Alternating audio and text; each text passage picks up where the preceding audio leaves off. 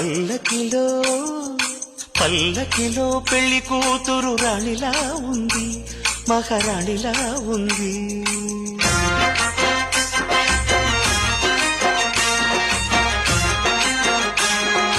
రాణిగారికి సిగ్గులు వచ్చే, రాజుగారికి చిరునవ్వొచ్చే, ఈ ఇద్దరి పెళ్లికి ఆనందం అతిథిగా వచ్చే. పల్లకిలో పెళ్లి కూతురు రాణిలా ఉంది,